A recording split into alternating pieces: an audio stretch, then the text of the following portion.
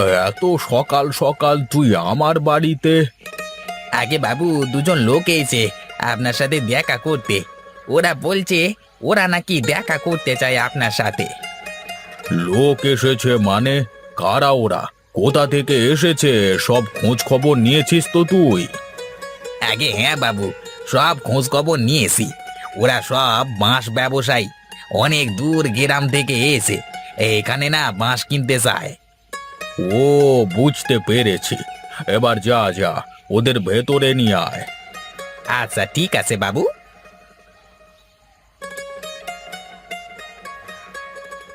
এই যে দাদারা, আপনারা ভেতরে আসুন, আসুন আসুন, ভেতরে আসুন।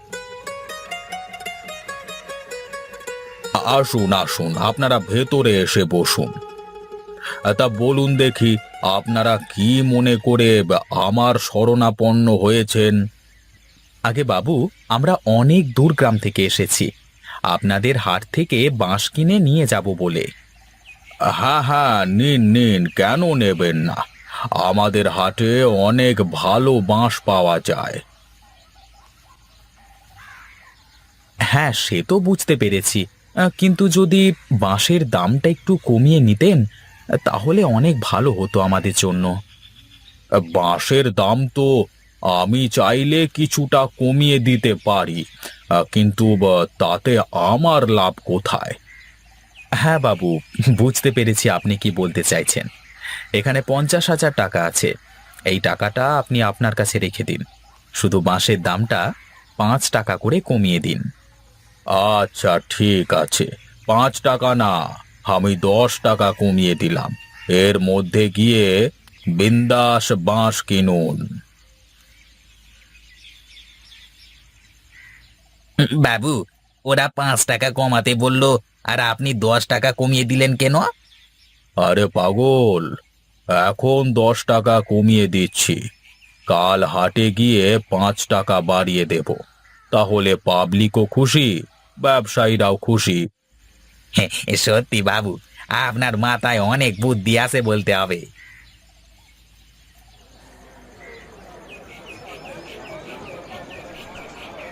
কি ব্যাপার নগেন, বাজারের কেনা বেচা সব কেমন চলছে দেখলি? হ্যাঁ, বাবু, গ্রামের মানুষদের মধ্যে দেখি একটু গ্যাঞ্জাম চলছে।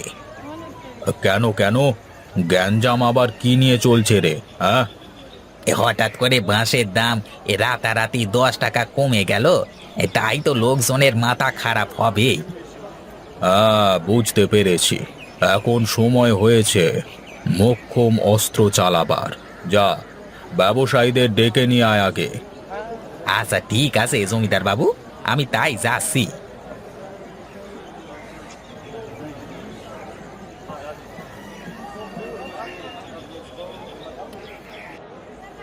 বাবু, আপনি কি ডেকেছেন আমাদের? হ্যাঁ, আপনারা বলেছিলেন মালের দাম 5 টাকা কমাতে, কিন্তু আমি 10 টাকা কমিয়ে দিয়েছিলাম। এখন পাবলিক বড় তেতে গেছে। হ্যাঁ, তো আপনারা মালের দাম 5 টাকা বাড়িয়ে তারপরে কিনুন। আচ্ছা এই ব্যাপার, ঠিক আছে, কোনো সমস্যা নেই, আমরা 5 টাকা বাড়িয়ে দিচ্ছি। কিরে, কি বুঝলি নগেন? বুঝেছি বুঝেছি, এখন পাবলিকের কাছে মালের দাম 5 টাকাও কমেনি, বরং 5 টাকা বেড়ে গেছে। যাক, তাহলে বুঝতে পেরেছিস তুই। চল চল, বাড়িতে যেতে হবে তো, চল। হ্যাঁ হ্যাঁ বাবু, চলুন চলুন।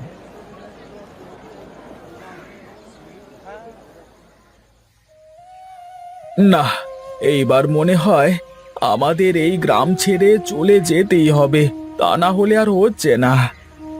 কেন রে, এই গ্রাম আবার তোর কি করেছে?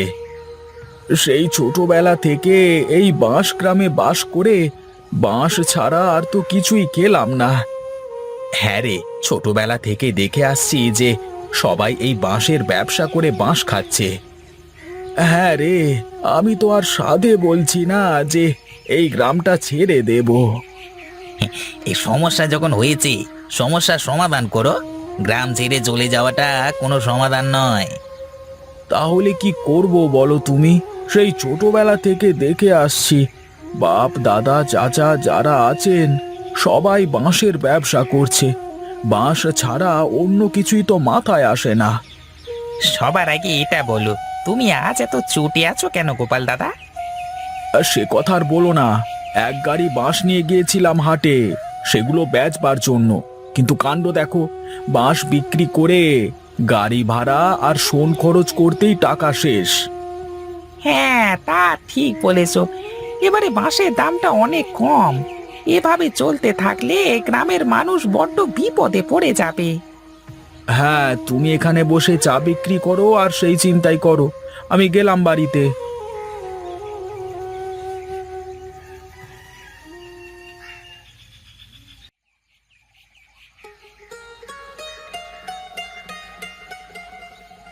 মিনু, মা মিনু, কোথায় তুই? এইদিকে আয় তো মা, আমাকে এক গ্লাস পানি দিয়ে যা। এই নাও বাবা, গরম গরম পকোড়া খাও। এখন আবার পকোড়া কে বানালো রে মা? আমি বানিয়েছি বাবা। এর আগের মাসে আমি শহরে ফুপুদের বাড়িতে বেড়াতে গিয়েছিলাম না, আমি সেখান থেকে এই পকোড়া বানানো শিখে এসেছি। খেয়ে বলো তো কেমন হয়েছে। হ্যাঁ হ্যাঁ, দেখি আমার মা কেমন পকোড়া বানালো। আরে বাস, এত সুন্দর স্বাদের পকোড়া আমি তো কোনোদিন খাইনি। কি দিয়ে বানিয়েছিস তুই মা এই পকোড়া? বাবা, আমি এটা কচি বাঁশ দিয়ে বানিয়েছি। অনেক সুন্দর হয়েছে রে মা। আমি আমার জীবনে অনেক ধরনের পকোড়া খেয়েছি, কিন্তু এমন স্বাদের পকোড়া এই প্রথম খেলাম। সত্যি বাবা, পকোড়া খুব ভালো হয়েছে। হ্যাঁ রে মা, অনেক ভালো হয়েছে। ভালো তো হবেই। ফুপিদের বাড়ির পাশে বাঁশের পকোড়ার একটা দোকান আছে। সেখানকার পকোড়া খাওয়ার জন্য মানুষ লাইন দিয়ে দাঁড়িয়ে থাকে। তুই কিন্তু একটা ভালো বুদ্ধি দিয়েছিস রে মা। একটা কাজ করলে খুবই ভালো হবে। অনেকদিন ধরে ভাবছি কি করব। বাঁশের ব্যবসাতে আর কোনো লাভ হচ্ছে না তো। এক কাজ কর মা, আমাকে এই পকোড়া বানানো শিখিয়ে দে। আমি বাজারে পকোড়ার দোকান দেব। আচ্ছা বাবা, আমি শিখিয়ে দেব তোমাকে। আচ্ছা আচ্ছা, বেশ বেশ। কে যান গরম গরম পকোড়া, কে যান সুস্বাদু পকোড়া, কে যান।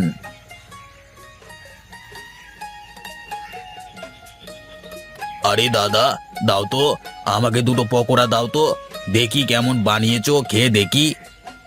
হ্যাঁ হ্যাঁ দাদা, এই নাও এই নাও। আরে বাস, দাদা তোমার পকোড়া তো সেই স্বাদ গো। তা কি দিয়ে বানিয়েছো এমন পকোড়া? সে কথা আর বলছি না দাদা, এটা চরম গোপনীয়। কিভাবে বানাচ্ছি সেটা বলে দিলে তো আর আমার ব্যবসা থাকবে না দাদা।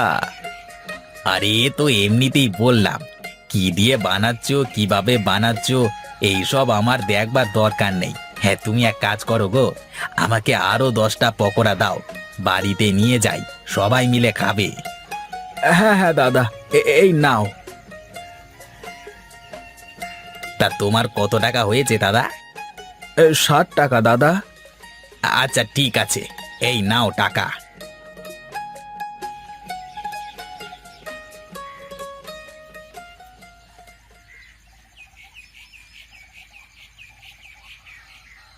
না, সারাদিন অনেক পকোড়া বিক্রি করেছি। যাই, এখন বাড়িতে ফিরে যাই।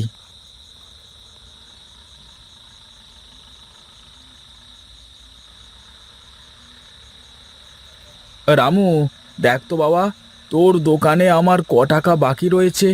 আজ হিসেবের খাতাটা বন্ধ করে দিই। তার মানে দোকানে বসে বসে যে খবরগুলো শুনলাম, তা কি সত্যি গোপাল দাদা? কেন রে হরি, তোকে আবার কে কি বললো? আরে দাদা, এসব খবর কি আর চাপা থাকে নাকি? বাতাসের আগে এসব খবর ছড়ায়। আরে কি খবর ছড়ায় সেটা তো বলবি। শুধু খবর ছড়ায় বলেই যাচ্ছিস। তোমার পকোড়ার ব্যবসা নাকি বাজারে একদম জমে উঠেছে। খদ্দের নাকি লাইন ধরে পকোড়া খাচ্ছে তোমার দোকান থেকে। হ্যাঁ রে রামু, তা তুই একদম খারাপ কিছু বলিসনি। ভাবতেই পারিনি যে প্রথম দিনে দোকানে এত লোকের ভিড় জমে যাবে। তা কিসের চপ বানাচ্ছ গো গোপাল দাদা তুমি? আমাকে বলো তো শুনি। না দাদা, সেটা আর না।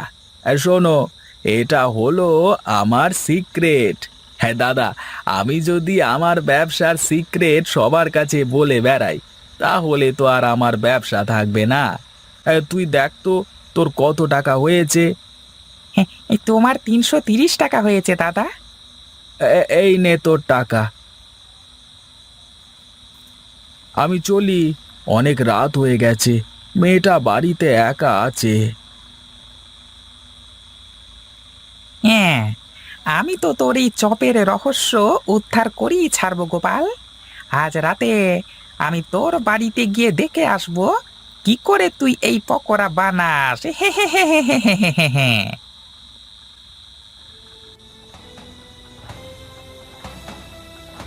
আরে, বাইরে কিসের যেন একটা শব্দ শুনলাম মনে হলো। মা তুই বস তো, আমি দেখে আসি বাইরে কিসের শব্দ হলো।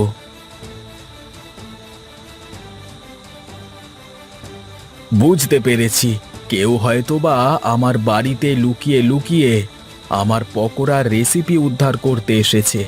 দাঁড়া, দেখাচ্ছি মজা। বুঝলি মিনুমা, আমরা যে মরিচ দিয়ে পকোড়া বানাচ্ছি এ কথা কাউকে বলবি না কিন্তু। আচ্ছা বাবা, তাই হবে, আমি কাউকে বলবো না। আচ্ছা মা, ঘরে গিয়ে শুয়ে পড়, রাত অনেক হয়েছে তো। আচ্ছা ঠিক আছে বাবা। এখন আমি আমার দোকানে পকোড়া বিক্রি করব, আর তোর মতো দোকানের সামনে লোকজনের লাইন লাগিয়ে দেব।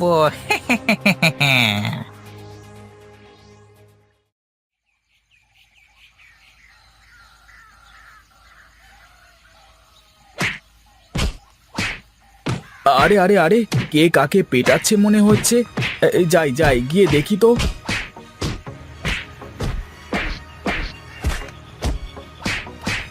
আরে দাদা, করছো কি, ছাড়ো ছাড়ো, আর মারলে বেচারা মরে যাবে, ছেড়ে দাও বেচারাকে।